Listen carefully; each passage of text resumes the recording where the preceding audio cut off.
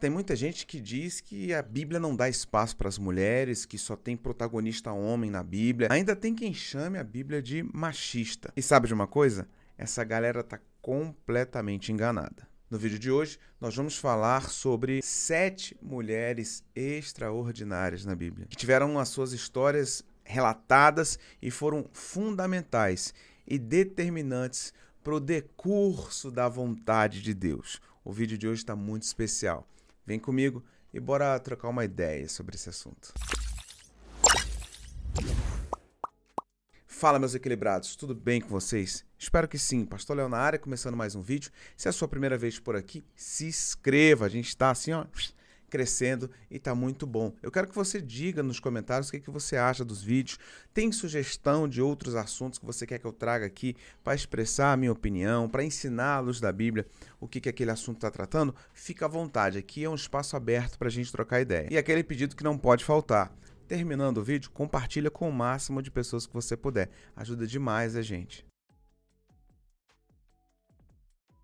A Bíblia mostra a história de várias mulheres tementes a Deus, dedicadas, esforçadas e cheias da presença do Senhor. E eu vou destacar algumas e eu vou mostrar a história delas. E eu quero saber depois, no final, você vai colocar nos comentários se faltou alguma que você gosta ou das que eu apresentei aqui, qual que você mais se identifica, qual que é a sua maior inspiração. Então vamos para a primeira, Sara. Não podia começar com outra, vamos com a Sara. Com certeza a principal característica de Sara foi ter experimentado uma gestação aos 90 anos de idade.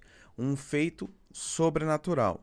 Vai ter pessoas dizendo assim, não, naquela época a contagem era feita diferente. Não, era 90 anos mesmo. Isso é um engano, tá? Quem fala isso se engana. Ela realmente teve uma gestação aos 90 anos de idade, o que é impossível. Mas se tratando de um milagre, aí torna-se real. A gente entende o plano de Deus para a nação de Israel. Então ela foi a mãe da nação de Israel, assim como Abraão é o pai da fé.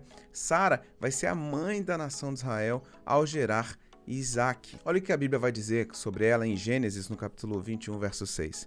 E Sara disse: Deus me encheu de riso, e todos os que souberem disso rirão comigo. A gente tem que ver que aqui ela está rindo de alegria mesmo, porque muita gente sabe a história de Sara e às vezes destaca quando ela escuta a história do marido, a conversa do marido e ri. Ela acha graça. Ah, eu vou ser mãe. E ela ri meio que de escárnio. Gente, ela não tem culpa daquilo. Não, imagina você na situação dela. Você acreditaria de primeira? Tem milagres que o Senhor nos proporciona, gente, que é muito sobrenatural, fica difícil de acreditar. Isso, sabe, ela não é vilã por causa disso ou descrente, não, de maneira alguma. E tanto é que o plano de Deus na vida dela não deixou de se cumprir. Porque se ela tivesse realmente sido incrédula, não teria acontecido. Então ela creu. Então, sem dúvida, Sara é um grande exemplo de auxiliadora, de esposa, de companheira. E não é à toa que a história dela está registrada com tantos detalhes na Bíblia Sagrada. Então é importante a gente lembrar que Sara, sim, era uma mulher com muita fé. Abraão é o pai da fé. Ah, então Sara necessariamente é a mãe da fé? Não, mas ela sim era uma mulher com muita fé. Vale destacar, pessoal, que todo relacionamento saudável é construído com um casal, não é só um ou outro.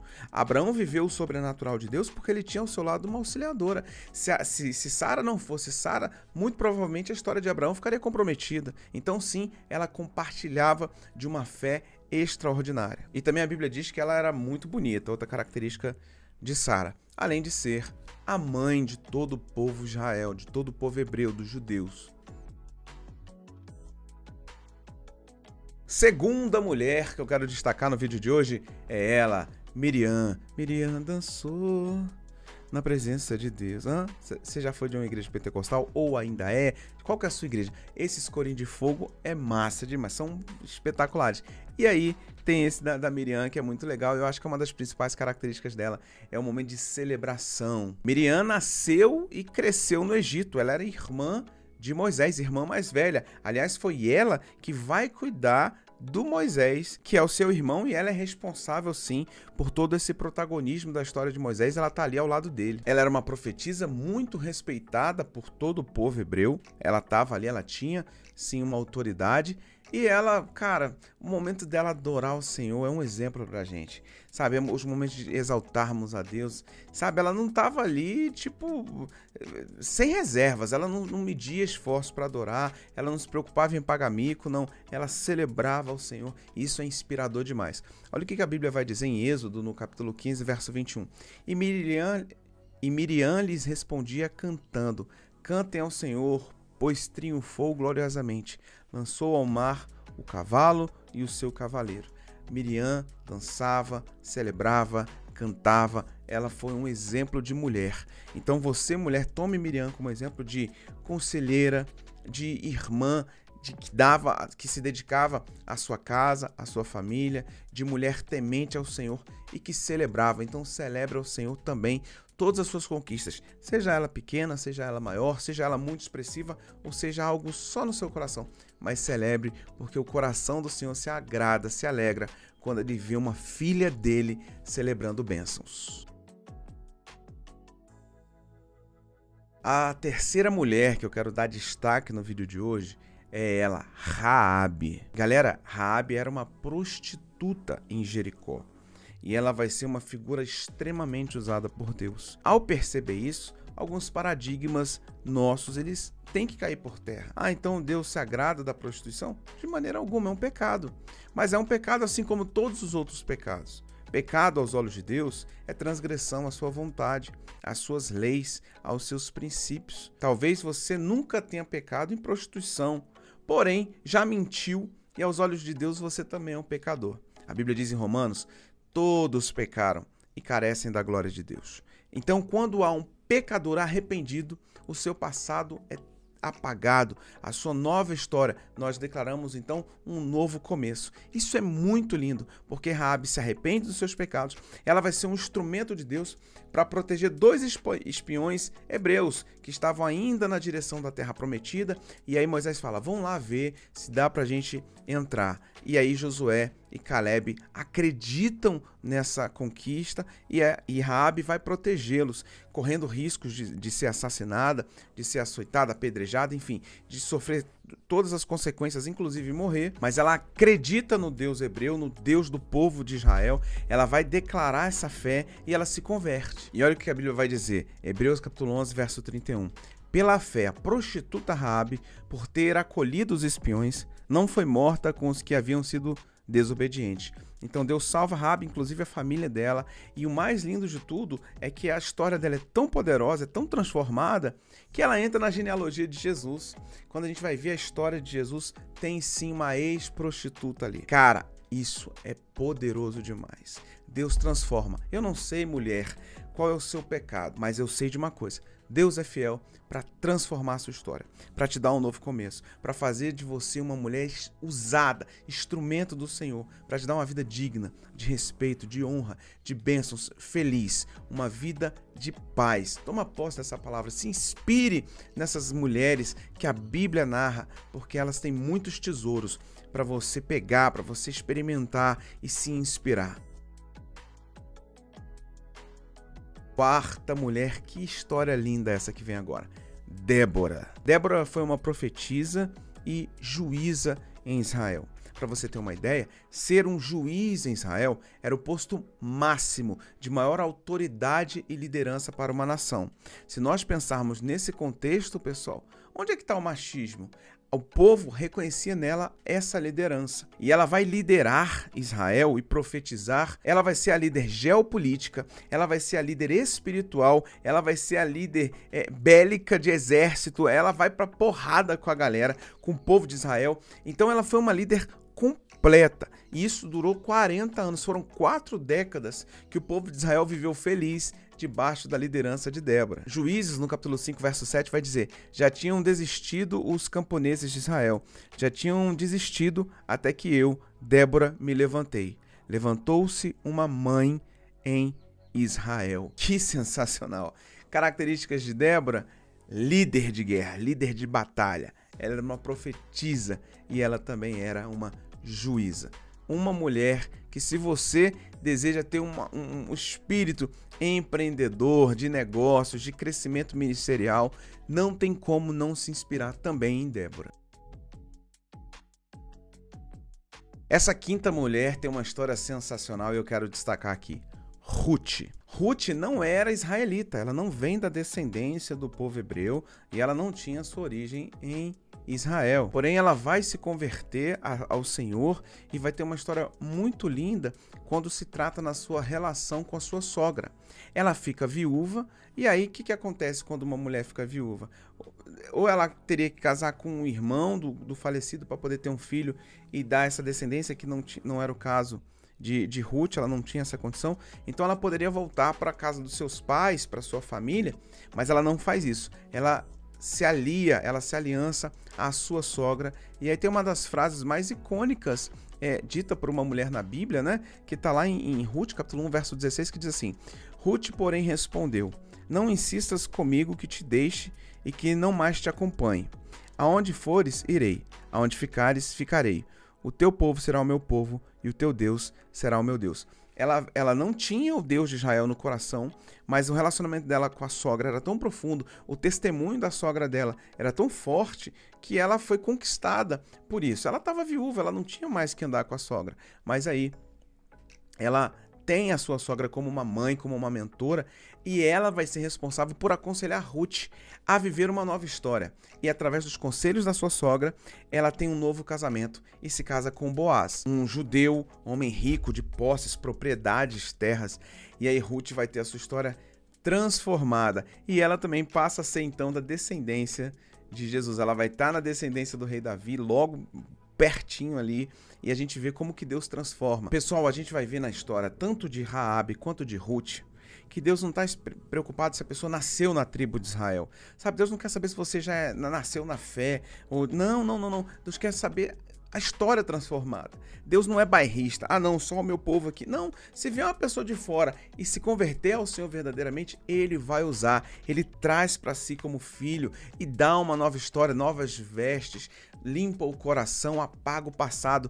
É lindo demais ver a história dessas mulheres, porque das que eu já citei aqui, 2 não têm origem judaica. 2. Isso é muito importante destacar, porque Deus não tem essa, tem que ser daqui. Não, Deus quer um coração transformado. Sabe por quê?